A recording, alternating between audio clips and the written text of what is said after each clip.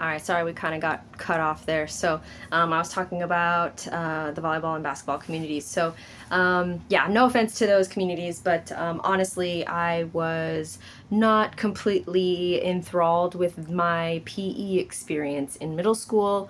So needless to say, in freshman year, I asked, how do I avoid that at all costs? And they told me if you build up enough credits via, being involved in the school sports, then you will satisfy that requirement and you won't have to go to PE. So that typically was why I joined those sports. And because I'm rather athletic, I was able to adapt and kind of hold my own. So let's see. So volleyball, I was a setter because I'm quite short, and a digger when I was in the back, a row. And then for basketball, I was a power forward. There wasn't a lot of it wasn't really rough in basketball, but in volleyball it was pretty rough, depending on if I dove, or how much I had to dig, or if I had to run a lot and stop like that. That put a lot of strain on my toes, honestly, because I would run so fast and then my toes would kind of hit the front of my shoes. So those kinds of things kind of in the at the time didn't seem like it was that big of a deal, but looking back, I probably should have toned it down a little bit. But anyway, going into softball, this is where I was the hardest on my body. And I was lucky enough to have the drive, the grit, the athleticism to make the varsity team in high school, my freshman year. So I tried out, got on the team. I didn't play too much, but I didn't quite expect to anyway, because I could tell that all the girls were just on a different level. And the coach just needed me to be around good players, around good talent, because once the senior team graduated, it was going to be up to us, to the rest of the team, to kind of take over. So anyway, softball and baseball in general actually is I take a lot of life lessons from that. Just because I don't know if anybody, I mean, if you're familiar with baseball or softball, then you'll know that there's 9 innings. Each team has 3 outs, and when you have a different mindset when you're on defense versus when you're on offense. And the good thing about softball is that once the play is over, it's over. It's done. You literally can't cry about it, because the next play is probably going to come at you. Okay, and so same thing goes with hitting on the offense, right? So you work, try and be able to hit the ball, try and get into the pitcher's head of whatever you throw at me, I can hit. That's basically you want to be that danger for them. And so my coach, shout out to Coach Thompson, Brian Thompson. He used to be a history teacher over at Pioneer, which was my school. I went to school there. He was a history teacher and a softball coach. Okay, he was my softball coach. And he instilled a lot of discipline. He taught us life lessons, not just lessons for the game, but he understood the assignment of, he was in charge of these women, of these young ladies, and he taught us not only the heart of the game, not only how to play the game, but also how to adjust, make adjustments. That's what he loved to tell us to do. You got to make adjustments. Because it's not like you can go into practice and hitting practice, for example, and have a pitching machine, right? The pitching machine, you can adjust the speed. Nowadays, I'm sure you can do curveballs and drops and an array of different pitches. But the machines that we had at the time, they can only do so much, and they can only prepare us for so much. And so with the different pitches that were available to the pitching, to the ladies who were pitchers, it was basically fastball, drop, knuckleball, which is rarely used because it was very difficult to throw. If you are aware, the softballs are probably about this big, okay, and baseballs, for example, are about this big. So throwing a knuckleball with the baseball is quite a lot easier than it would be for a softball. But anyway, knuckleball and what did I say? Drop change-ups. Change-ups were a big one, actually, and I think our pitcher, she was actually super duper good, like really good. She was able to throw, I think, all of those pitches. She was one of the only ones probably in our league that was able to throw all of those pitches. So we were very lucky to have her on our team. Either way, I digress. So, getting on the team was like, wow, awesome. And, learning the dynamics between the older girls and the younger girl, meaning just me, because I was the only freshman. It made me take a step back and understand a little bit more of like, okay, this is not just softball. It's not just a softball team. This is getting to know these girls and getting to understand how to play with them. How to be on the field with them and work synergistically rather than in silos. Okay. That word silo, I never really got to know that term until I started as a project manager, as an IT project manager. I'll get into that later, but we all had to learn how to play together. We all had to learn how to, play nice, essentially, But anyway, like I said, softball is my sport. So that was my heart to get out of PE, but also to kind of get away from outside pressures of life in general. Okay. So I know I mentioned before that I had been going to a lot of different schools, and looking back, that really did a number on my social skills. It did a number on my self-esteem. It did a number on my self-worth. Unfortunately, Nana, that's enough. And so learning how to navigate all of this stuff, I chose softball as my outlet. I chose softball as my teacher. I chose softball as my comfort. And unfortunately, I did anything that I could to be able to play. And I didn't know I was going to get emotional. Wow. I did anything that I needed to do. I studied just enough. No, I studied well. I was like a B student, I would say. I wouldn't say I'm an A student, but I didn't say I'm like a C student either. So I did well enough to stay, to have grades to play. So that was my motivation as well, to keep up with my schoolwork, and to just kind of keep everyone off my back,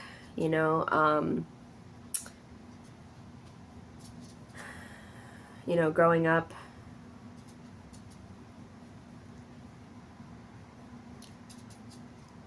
Without getting into details, growing up was a little challenging for me. So, having that outlet, having that person, my coaches, to help me through these obstacles of the physical challenges of, hey, Morales, we're gonna work on your backhand. We gotta work on your drop. You gotta drop your shoulder and keep your eye on the ball and run this way. But you gotta drop your shoulder first, because if you don't, all these different little adjustments, right?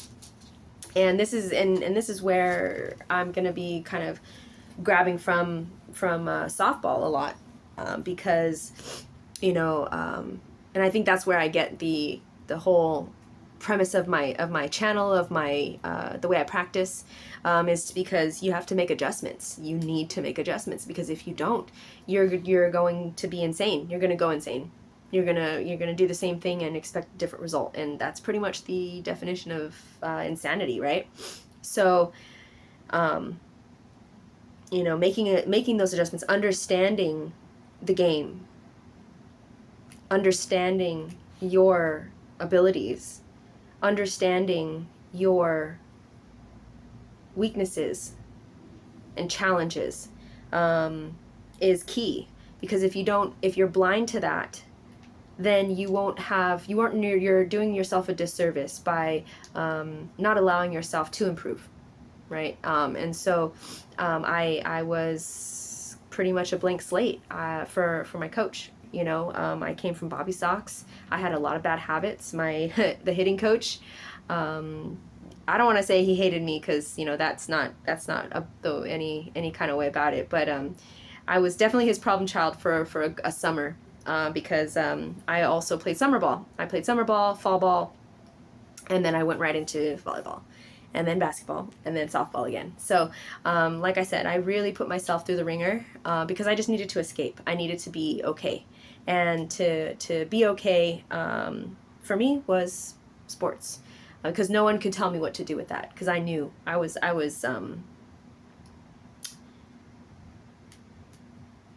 good at it, and any adjustments that I needed to make, I was like, how do I do this better? I made myself practice hard, and until I got it, because if I could get it now, then in the game I'll be flawless. In the game, my team can count on me. So that was my line of thinking when practicing, when making my adjustments.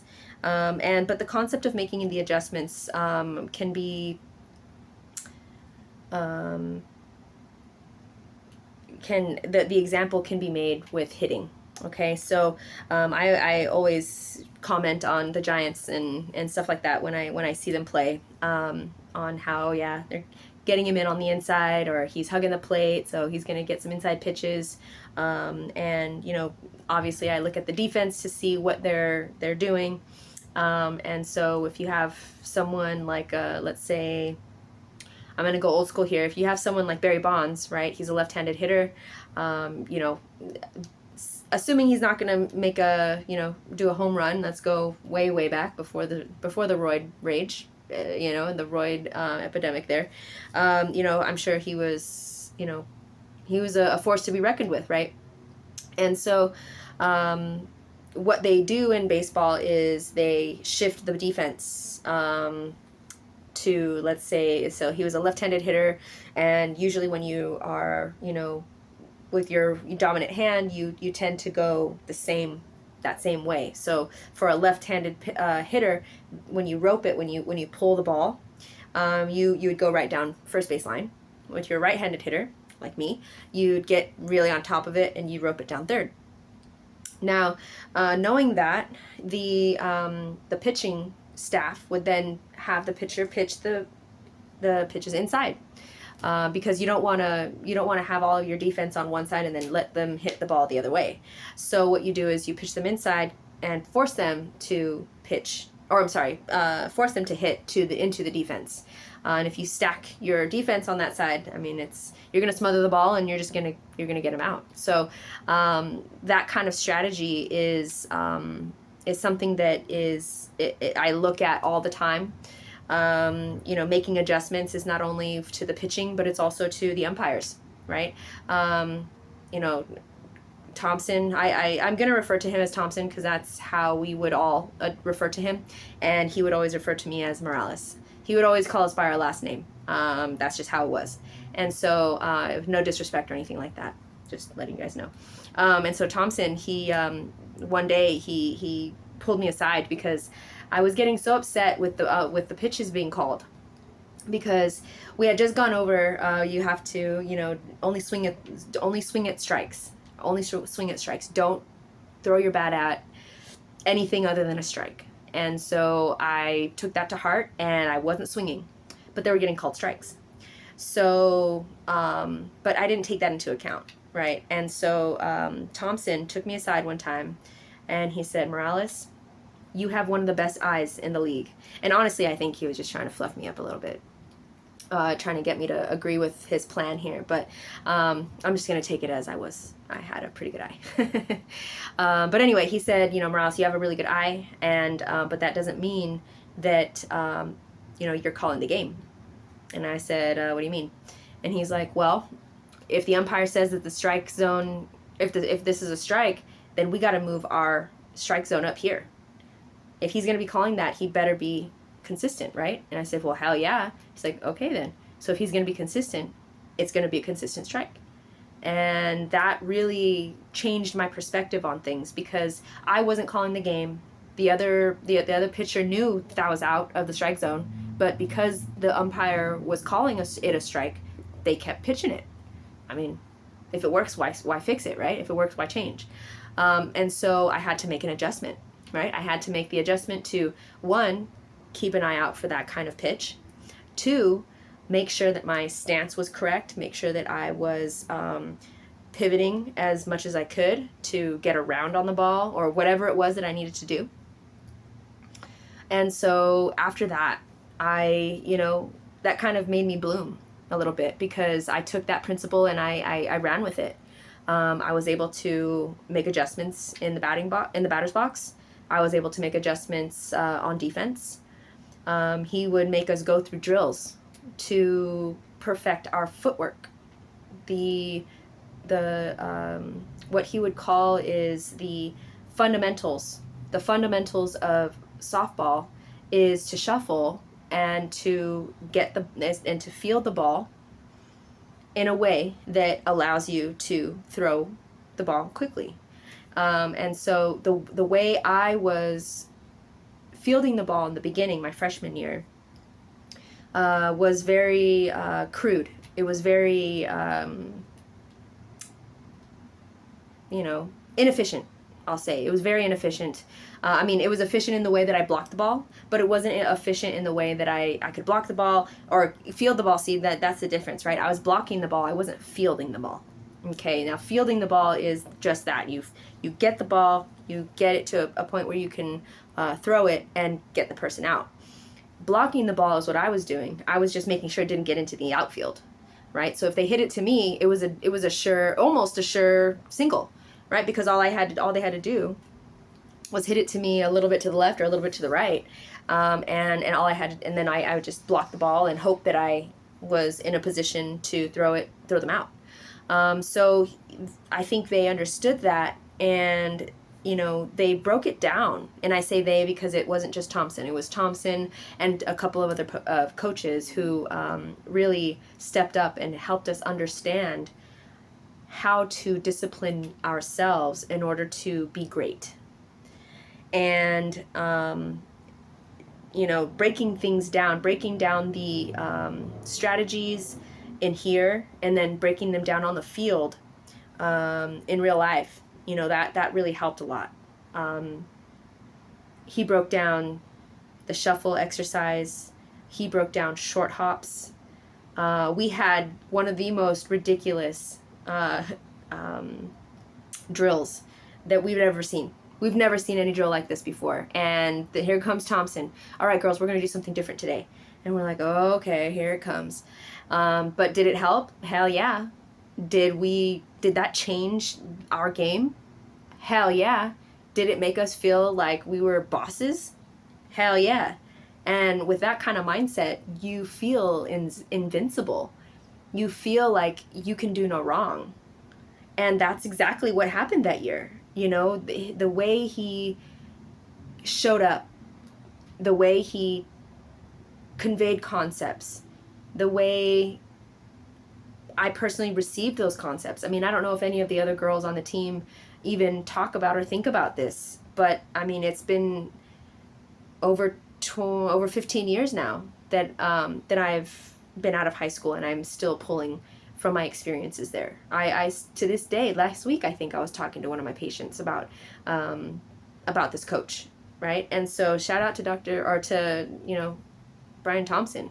I think he ended up becoming a principal somewhere, and but anyway, so the that year we broke down the hardest concepts, or the hardest things for us as a team. The middle infield had a drill. They had a separate, they had a coach. One of the three coaches would work with them, and then the corners and the catcher would work together, and then the outfield would work. I'm actually not sure if it was broken down any farther than that within the outfield, but in the infield it was the middle infield worked together on exchanges, worked together on flips, worked together on those kinds of things, and the corners and the catcher worked on bunts. They worked on communicating with the pitcher, and honestly I think we ended up taking the pitcher out of the equation because we ended up having a left-handed first baseman, and so it was great because she had the first base, I had third, and then we had an absolute monster of a catcher. We called her Flurry, and because that was her last name, but she was a flurry, man. She was a force to be reckoned with, and she was a great leader. She was a great leader as the catcher. She was a great leader. Told us what to do, how to do it, and she expected us to do it, and we answered, and so that year we went to CCS. That year we almost took it. We got second place. The team who won, man, they deserved it, boy. They deserved it. They had big bats and they weren't missing. Well, I think we were just tired. We had a big season, and so anyway, I digress. So, all this to say is I draw a lot of my life experiences and a lot of my grit, a lot of my lessons that I try and pass on from softball, from understanding how to adjust. And so that kind of segues me into, why I became, well, I don't know why, if it's why, but I became a chiropractor. And in my studies, I realized that a lot of what people think health is not. It's not that true. The way the body works, it's built for movement. Okay. The body is built to be in motion. Each part of your body, in your spine, your muscles, everything is built to move besides your brain. Your brain is the control center of your body, and your body is, you can think of your nervous system as the drawstrings. It's like a puppet, it's the drawstrings that control the muscles and the organs in your body, right? And so understanding how the body works and understanding the different illnesses, ailments, restricted movements, postures, daily life stuff, all of this can be accounted for, and you can make adjustments for. I don't care if you're in a wheelchair. I don't care if you're, fully mobile, but and you can't, do X, Y, Z. There's still steps that you can take to get you that much closer. If you're in a wheelchair, okay, fine. In the wheelchair, what kind of things can you start working on that will get you to the next step, right? You have to make adjustments.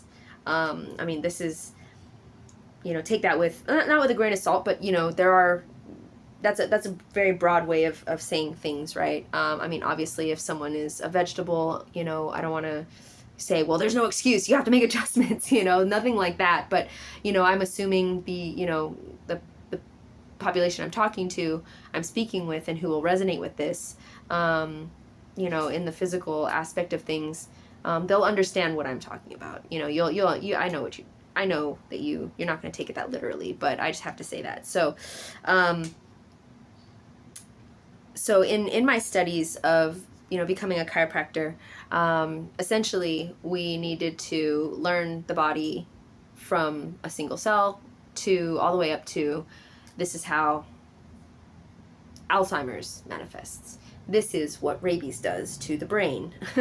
And so I've actually explained to incoming first quarters, we call them in quarters. So first quarters, when they come in and they kind of get bombarded with so much information and they're just like, how am I supposed to know all of this, right?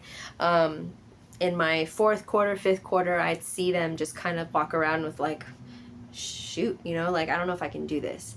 And I was in the same spot. Everyone is in the same spot because at first you're, all gung-ho about it. And then all of a sudden you're tasked with 21 units in 11 weeks, essentially, with 2 weeks being, actually 12 weeks with 2 weeks being testing, depending on which class you're in. And so 21 units is a lot of units in 1 quarter. So how I broke it down was the first year you are laying down the pegs. And this is the kind of same thing, if you read the description, the same analogy that I'm going to be using. So the first year is going to be laying down the pegs, or the dots, if you will, the pillars of information. And then the second year is connecting them. Okay, connecting the dots, trying to make this photo, trying to make this mural, whatever you want to say. The third year is kind of putting the finishing touches, standing back and looking at the mural, looking at what the human body is and how it functions as a whole, and how chiropractic care can help with that. That's essentially what chiropractic college, what you go through. Now, we do go through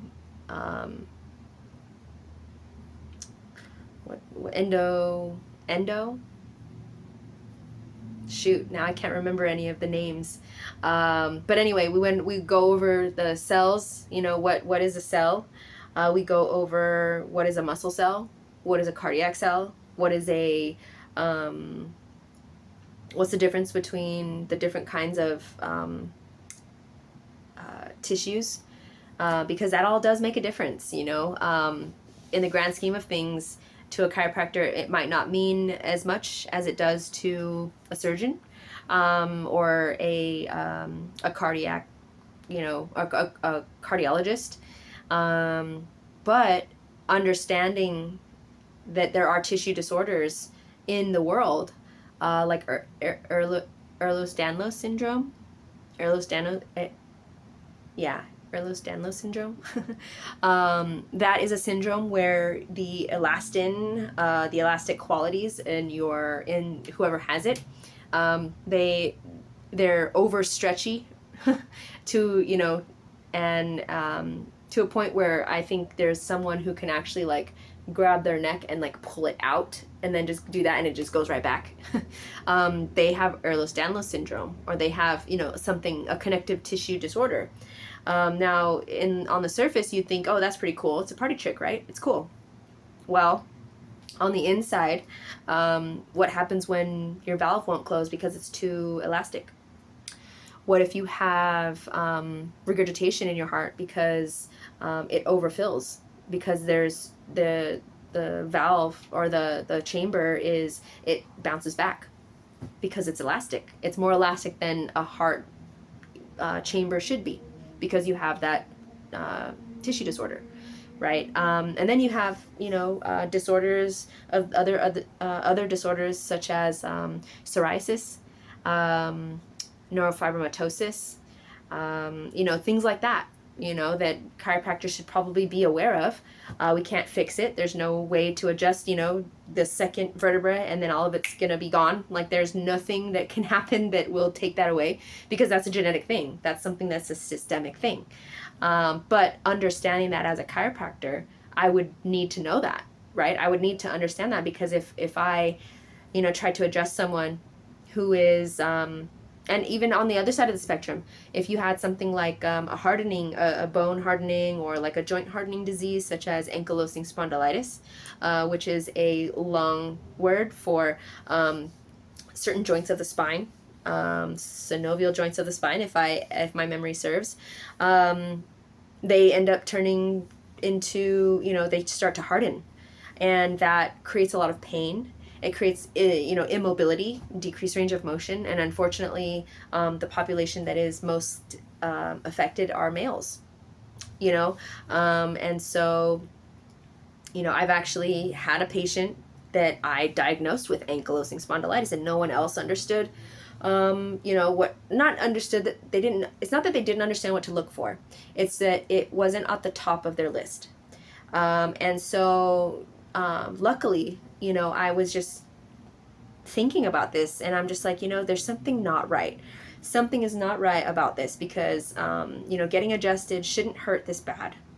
Getting adjusted, moving should help. Having to find a delicate balance at this person's age. They feel like an old man. They move like an old man, and they're under 25.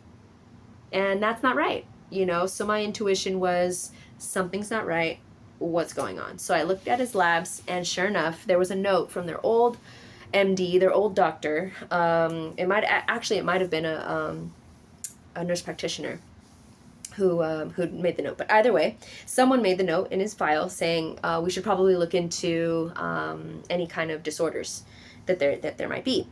And I said, say less. Patient or nurse practitioner person, this is what I'd like for you to do. Get some labs, run it for XYZ marker, and sure enough, it came up positive. Actually, now that I'm remembering, I don't think it came positive, but the rheumatologist that was looking over the lab work for that particular patient told the patient that they have all of the subjective findings of someone who has ankylosing spondylitis, and that, at his age, it's common for markers not to come up as strong as they would to actually say, yep, you have ankylosing spondylitis, without a doubt. So we had started treating him as if he had it, and he felt so much better. He understood the assignment. He was able to get accommodations, make adjustments. He was able to mobilize these exercises, mobilize the different ideas and suggestions that everyone was given to him. I even printed out an article about ankylosing spondylitis for him so that he could understand what was going on. And he really appreciated that. Because it did have a lot of technical jargon in it, and I did tell him that. But he was like, you know what, I really appreciate that aside. I really appreciate you, giving me this, because now I understand more about how to take care of myself. And that right there is what it's all about, right? For me, making the adjustments, whether it be an actual spinal manipulation or making the adjustment in your life, the way you treat yourself, the way you eat, the way you move, the way you sit, the way you think, all of these things make a difference. And then, understanding what adjustments to make has to translate into mobilizing those adjustments, right? So my coach could say, all right, Morales, you got to open up the hips to get your hands through in order to whip around the ball and get the barrel of the bat on the ball when it's an inside pitch, right? So understanding that adjustment, that I needed to make that adjustment, was one thing. But in the batting cage, if I couldn't actually mobilize that adjustment, I wasn't going to get put on the roster. I was not going to be able to make plays for my team. I was not able to get on base and score for my team. Bunts can only get you so far, right? Because if you're always known to bunt, what are they going to do? They're just going to creep up on you. They're going to smother the ball, and you're going to be out every time, right? Unless you're Megan Hadquist. Shout out to Megan Hadquist. She was one of my softball teammates. She played soccer, and she was a rocket, man. You could know that she's about to hit a bunt. She could bunt beautifully and then still be on base. Like, you could be on top of the ball and she'd still be on base because she was just that fast. So if you're Megan Hadquist, that statement doesn't apply to you, or Usain Bolt, you know what I mean? All these fast people. Damn you, fast people. For us average folks, we have to make those adjustments, right? And so he was able to make those adjustments, and he was able to mobilize those adjustments, rather. And then that allowed him to really cultivate the life that he wanted, right? So in the beginning of this whole thing, I had another patient who, they were on the verge of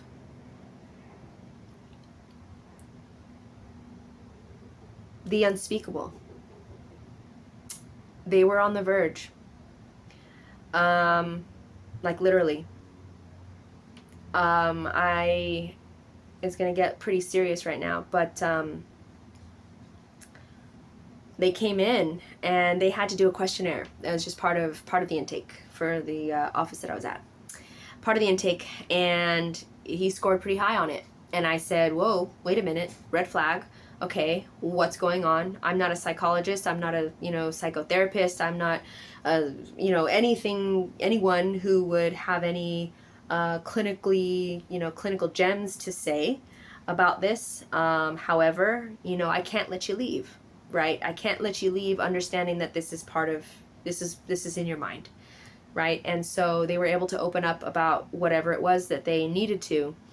And, understanding that, sorry, my dogs, understanding that they needed someone to understand them and to hear them, that changed them as well. So that person was able to adjust their mindset. They were able to mobilize certain coping mechanisms, healthy coping mechanisms, to get them out of that dark place. And that allowed them as well to cultivate the life that they wanted.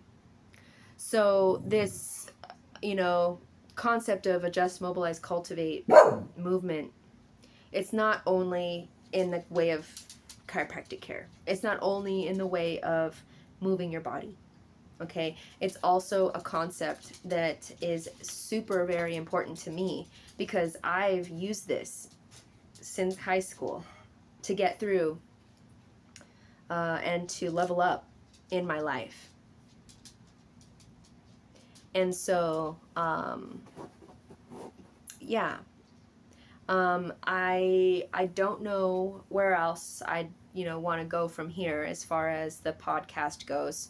As far as this topic goes, this is just the first, episode of this podcast. And so, I know I was kind of all over the place today, but I just wanted to give you guys a background of where I'm coming from, my experiences, a little bit of my experiences, and throughout the subsequent podcast episodes, I'll be going a little deeper, and I'll probably be more organized as far as what topics that I want to cover, and trying to tie everything back into itself of this whole concept of AMC movement, because life is movement. You can think of it, if you want to think of it as in the germ world, if you want to think about it that way. How does something die? It just is stagnant, right? If you have an infection, and if you just let it sit in your a sinus infection, you just let it sit, the infection can literally eat away at your bone. It can literally eat away at the sinus tissues in your skull. And I'm sure you've seen and heard people having bacterial infections in their gut, that just fester and fester and fester. IBS, celiac, I think, those kinds of issues in the tummy, in the gut. A lot of times people have issues with that, and because or colon cancer. Colon cancer is probably one of the most prime examples, right? Because colon cancer, it happens because of essentially dead meat is trapped in your colon. Okay, sorry to be graphic, but it's trapped in your colon, and that's where you get constipation. That's where you get hemorrhoids, because you're trying to push everything out, but there's nothing to grip. It's all grease. It's all just wet grease that just won't come out. There's nothing. It's stuck to the wall, and that fester, the stickiness in that area. Like I said, everything is made to move. So if it's stagnant in your canal, in that area, it will rot. It will turn bad. It will go rancid. It will start having consequences, right? And that's when people have colon cancer. That's when people need to get some of their bowel removed, because it's dead, right? And it's because things were not moving. So you can think of it that way too. And I'm not saying that, because you're not moving, because you're a couch potato, you're going to die tomorrow. Like, that's not it. What I'm saying is you probably feel horrible because you're not moving your body. People say, oh yeah, my back hurts, and, the doctor said I need to lose weight and that'll help. And I'm like, in a way they're right. But it's not that the weight is causing your back pain, which it could. I mean, I'm not gonna put, a damper on that. However, I feel that, and I see that people who take their diet to another level, they make little adjustments. Maybe they're not using sugar in their coffee as much. Little adjustments like that can go a long way, right? Where was I going with that? Oh yes. So one of the benefits, one of the benefits of losing weight is developing habits, right? You feel better when you're moving. You feel better drinking a lot more water, aka moving the toxins out of your body and excreting them, whether it be through your poopy or through urination. Both of those things, those things are to get rid of toxins. Okay, your kidneys are to filter. There's your Brita filters of your body. Okay, they filter out all the kinds of toxins that you don't even realize you're ingesting. Okay, now those filters, they get dirty. And when they're not working right, and when they're clogged, that's when you start getting kidney failure. That's when you start getting back pain. That's when you start thinking, oh, I need to go to my chiropractor, right? And that's when your doctor is going to say, hey, how's your water intake? What kind of food you're eating? And I'm not going to lie, sometimes I do ask, what's your poopy look like? Is it loose? Is it too hard? Is it a different color? Is it like sand? All these different things tell me a lot about what your body's doing and how long it's holding your nutrients, and if it's even getting any nutrients. Okay, so losing weight will help your back pain. The reason for that is multifaceted, but what I see as a chiropractor is the person ends up moving better. They move more. They, eat better because they realize that they feel better when they eat better. And that incidentally creates, it allows them to lose the weight.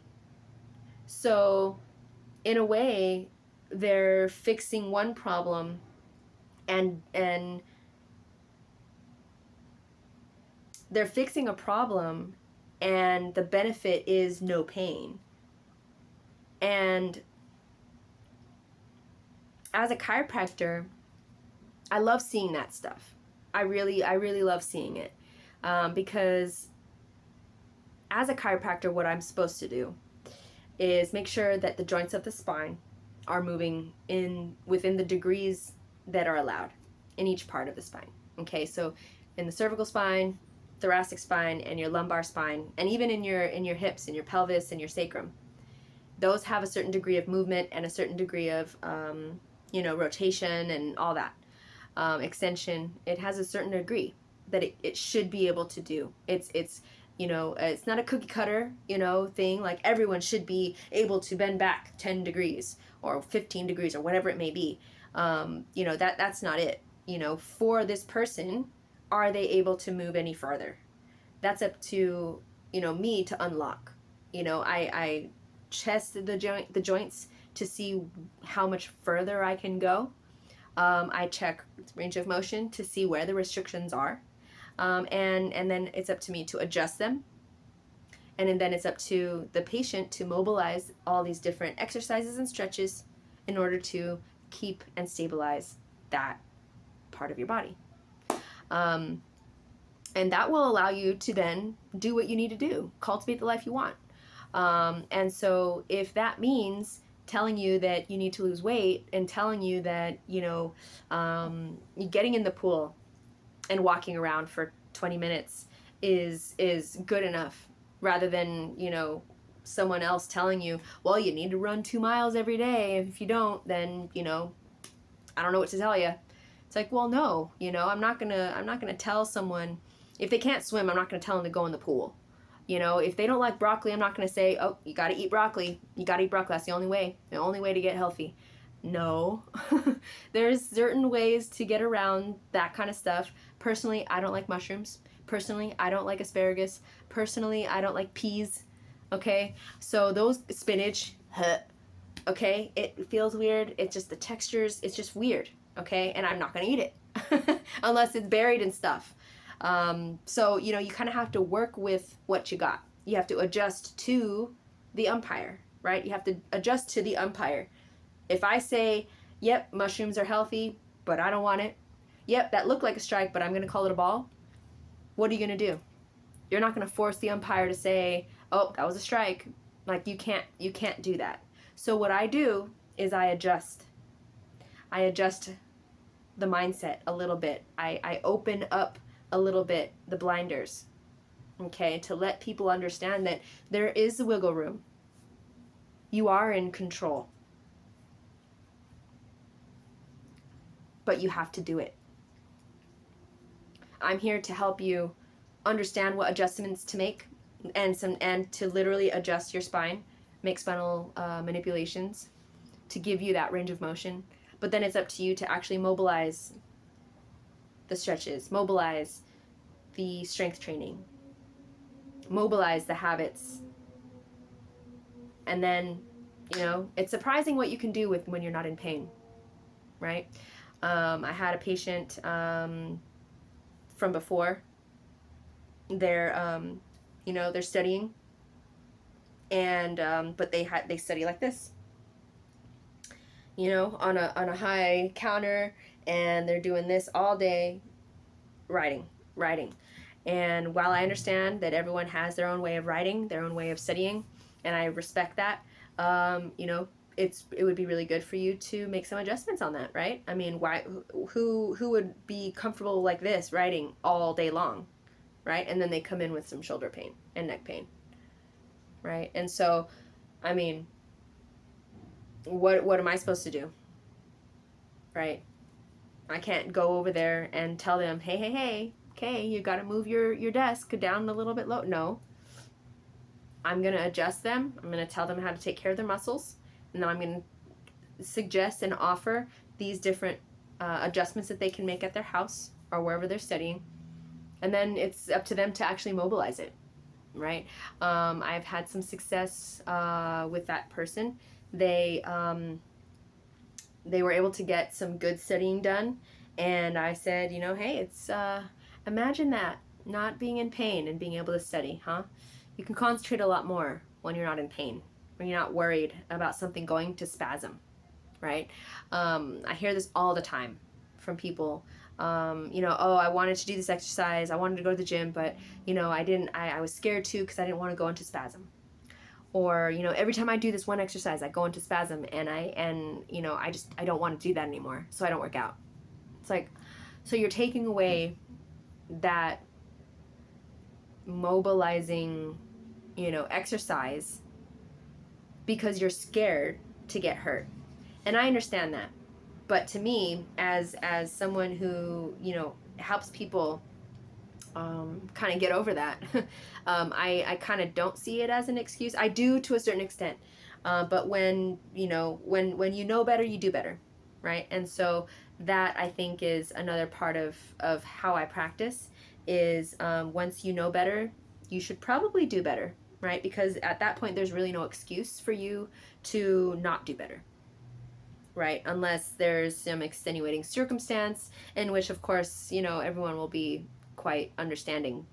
However, when people, I've had these patients too, where they say, "Oh, doc, you got to fix me," and I'm like, "Okay, well, what's going on?" "Oh yeah, it's just my low back. It's the same thing." Like, okay, have you been doing any of the stretching that I told you to do? No, I don't have any time for that. All right, sounds good to me. I mean, I don't, I'm not going to scold them into doing the exercise or the stretching.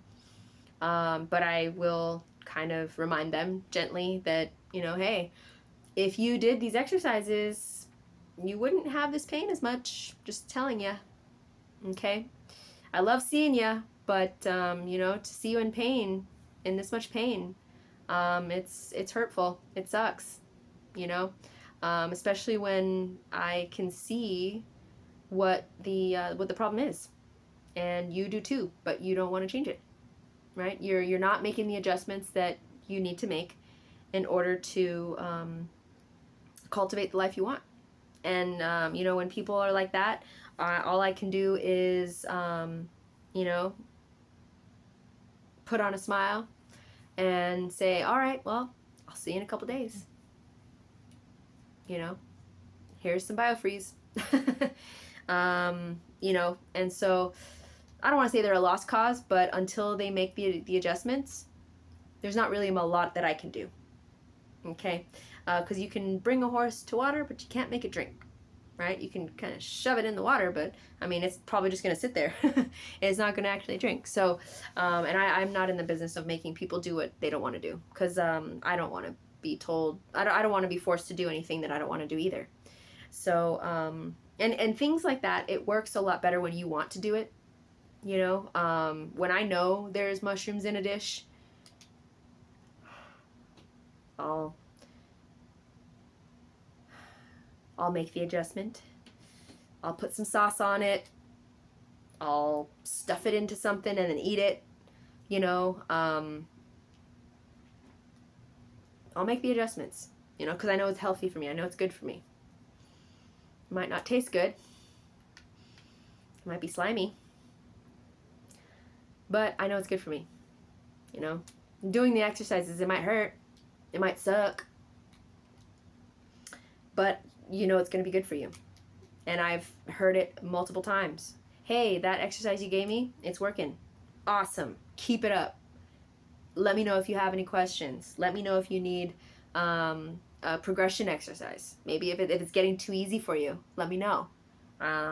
Just don't stop. Right? Just don't stop. Keep improving. Keep mobilizing. Keep cultivating.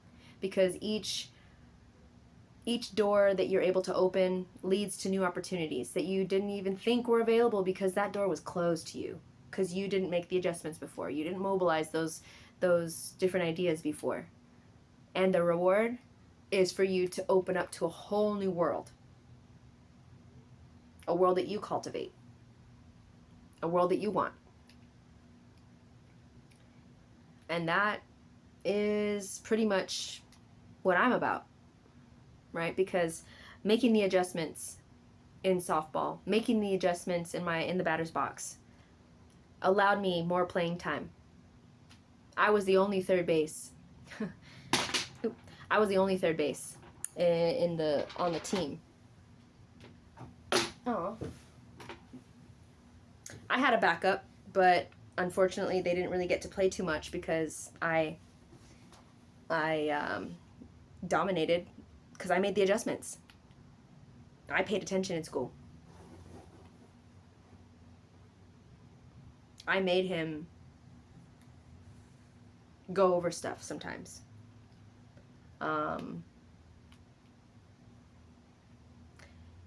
So yeah, you know, I'm going to be pulling a lot from softball. I'm going to be pulling a lot from my childhood. So yeah, you know, that's what Adjust, Mobilize, Cultivate movement is about. And, you know, I'm going to be going over different aspects of the body. I'm going to be going over how they work. I'm going to be comparing them to sports. I'm going to be comparing them to life. And then we'll, you know, eventually we'll get into the psychology of Adjust, Mobilize, Cultivate. I mean, I kind of already touched on it, and I will throughout the whole podcast. But you know, laying down the groundwork for it will be fun. It'll be fun because I'm really trying, excuse me, to loop everything back to Adjust, Mobilize, Cultivate movement. Okay, like everything that we're going to be talking about is going to be how to adjust. How to adjust. You got to make adjustments. You got to make adjustments, and you have to mobilize what works for you, right? So that's pretty much it for today. I think I'm going to wrap it up. But yeah, so I don't know if there's going to be any comments available or anything. This is going to be my very first time uploading a podcast video. So if there are comments that you have or anything like that, then or suggestions on other topics that we want to cover, perfect. Please leave them down in the comments. And yeah, you guys have a great day. All right.